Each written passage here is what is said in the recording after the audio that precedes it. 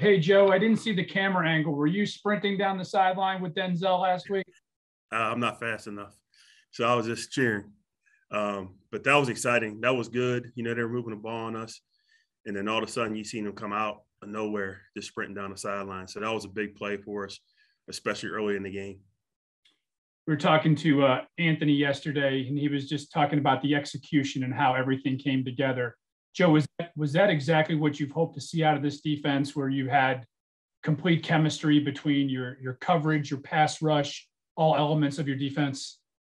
Yes. That's what we always strive for. I think for us, we really try to get teams into manageable third downs for us. So we have to play well on first and second down.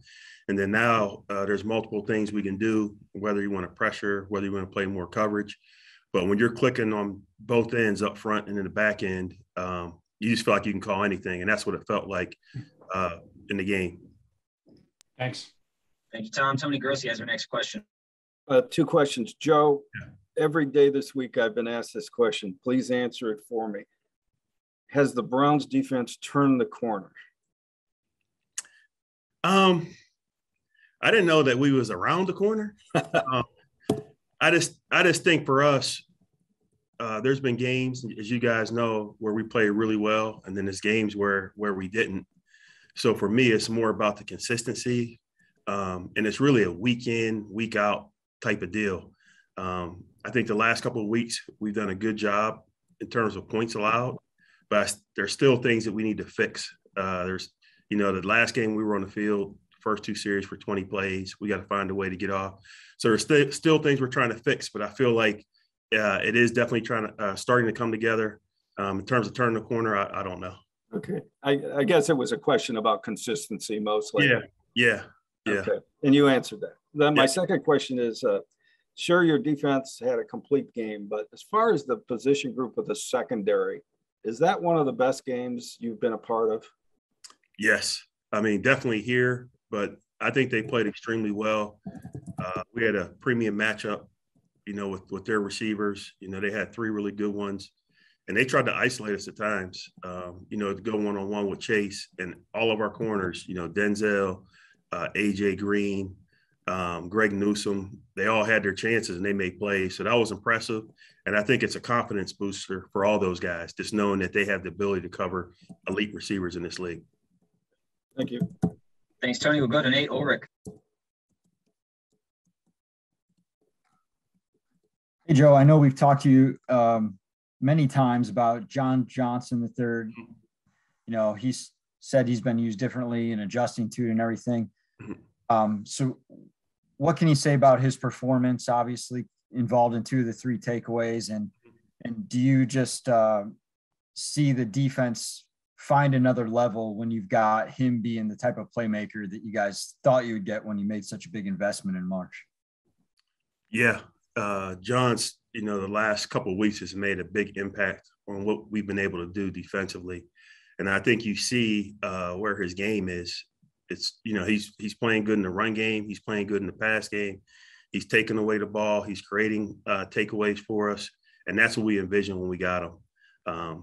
We have a lot of good players at the safety position. So it's a matter of how you want to put them out there on the field. And we did make some adjustments the last couple of weeks to try to get him more involved. And I think it's definitely paying off for us. Thank you, Nate. Matt Fontana, go ahead. Yeah, Joe, I think the stats show Mac Jones is one of the best play action quarterbacks in the NFL this year. How do you counter that? Is it more the DNs or is it the linebackers just trying to keep him in the pocket? It's the whole defense. Their offense has been the same forever. We talk about the marriage of the run and pass.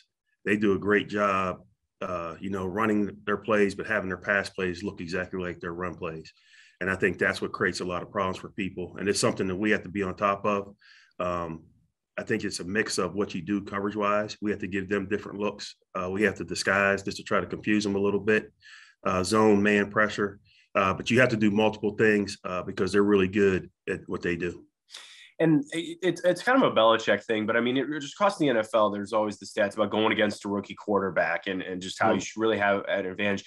not saying to give away secrets, Joe, but like when you look at rookie quarterbacks, what is the one area that you think that is the easy, like the one you can exploit the most on defense when facing any rookie quarterback, not specifically even Mac? Yeah, it's different. Guys are different. The systems they're in are different. But I think the main thing is really giving them multiple looks. Like, don't make it easy for them. Different coverages, different disguises, pressures, just to try to make them feel uncomfortable and make it hard for them to understand what you're trying to do in general. Thank you, Matt. Scott Petrick, go ahead. Hey, Joe, watching that Patriots game last week against Carolina, it looked like they relied a bunch on their running backs, whether it's running the ball or in that passing game. Is that something you've seen from them all year? And then they have some injuries at that position. Would you expect that to change if, some of their top guys are out? No, they're going to do what they do. And it's going to be a very physical game. They definitely want to establish the run game. And, it's really kind of that old Big Ten philosophy. Just run it, make them load the box, and then take advantage of them with the play action. That's what they do. That's what they're always going to do. It's not changing. So, your run defense has put up good numbers all year long. Do you feel like you're playing like you want to and you're up for that kind of challenge? Yeah, we go out, and I know it's cliche, but we always feel like it's about us. It's about our execution. It's about how we prepare. It's about how we perform on game day.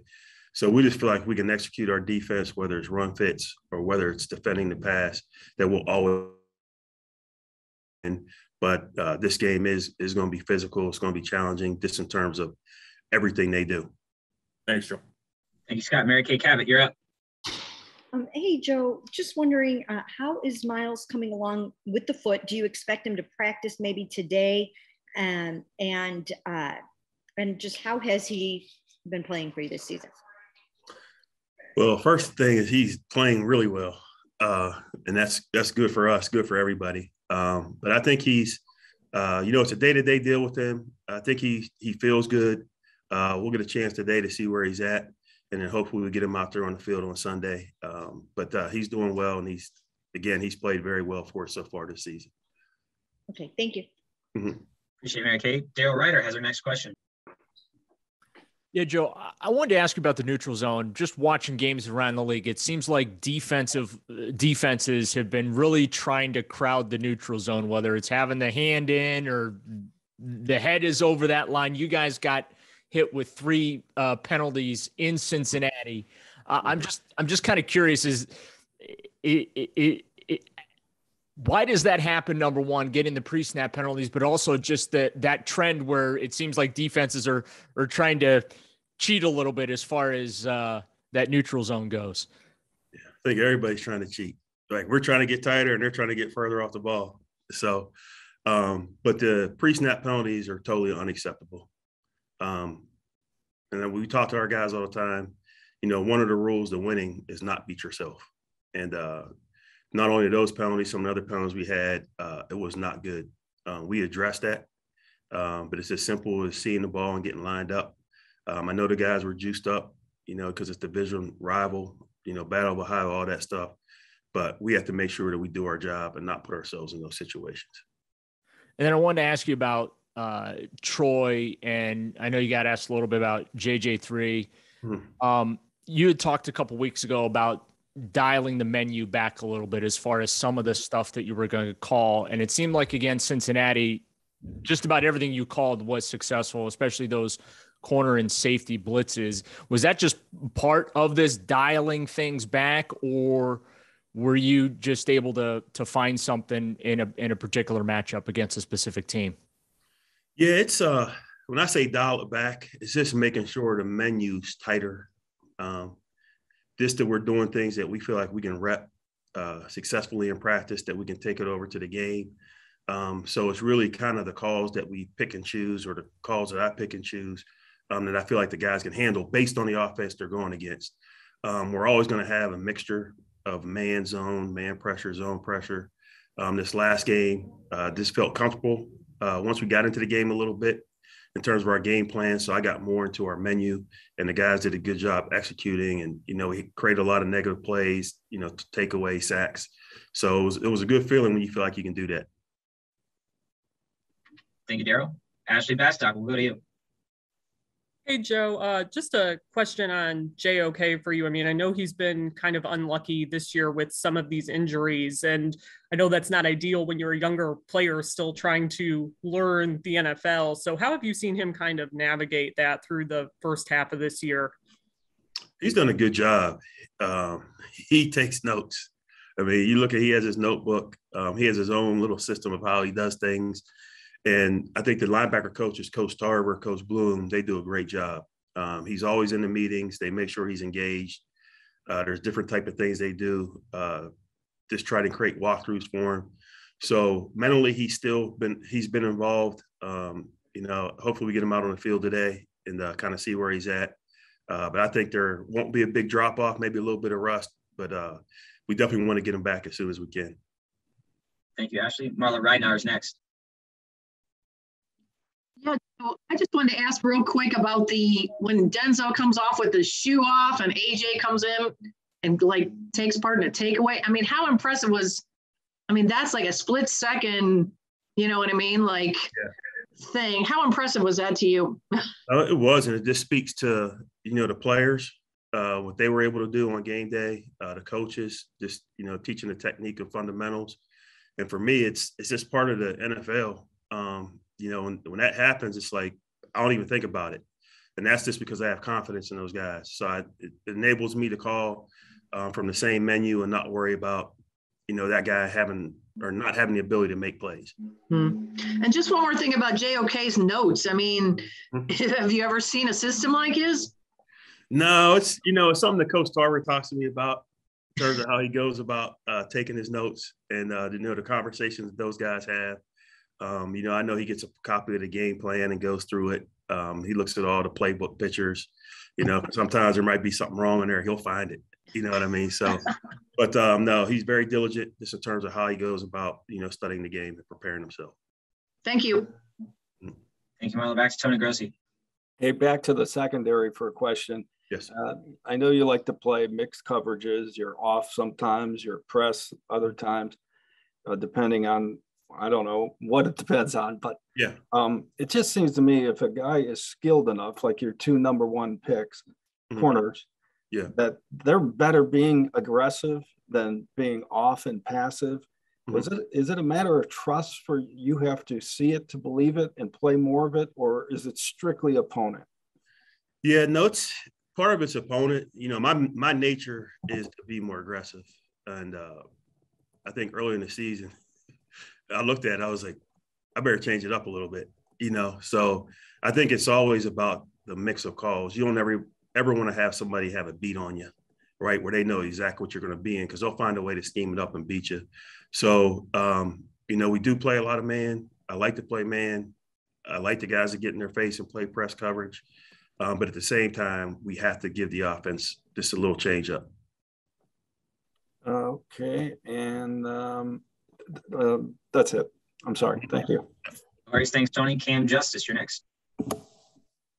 Hey, Coach. Kind of along the same lines as that, I asked Malcolm Smith about it last week.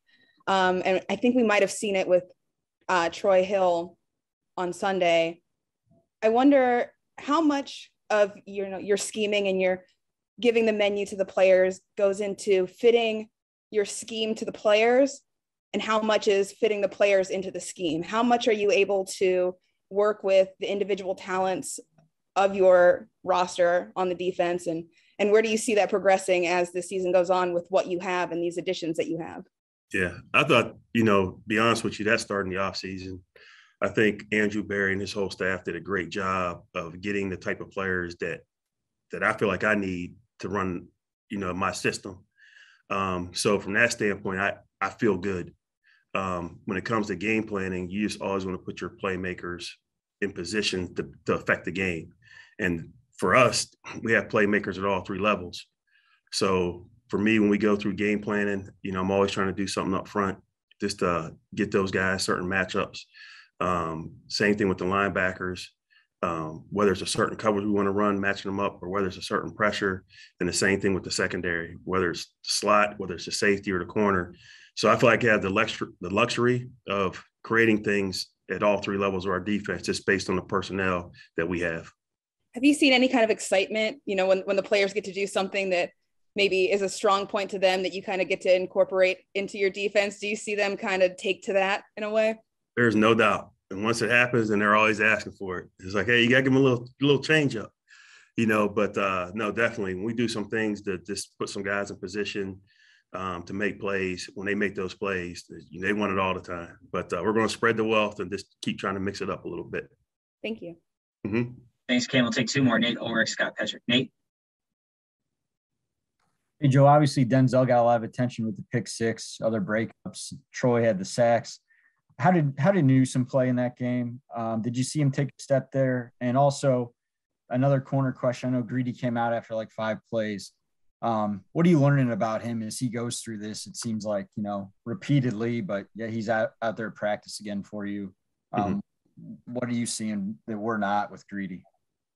Yeah, starting with Greg, he made several plays. And I think in this league as a corner, when you have premium matchups, and really it's every week, you know, for the most part, you're going to have a premium matchup. When you go out there and you have success and you make plays, I think it builds confidence in that player. I think it builds trust in terms of our scheme and what we're trying to do with those guys. And I feel like Greg is getting better and better each week. With Greedy, I just think, you know, it's been tough for him, you know, just based on the injury last year, you know, trying to make the comeback, you know, battling through, you know, little nicks and bruises and that injury. But I think the thing for him is that he showed a lot of mental toughness.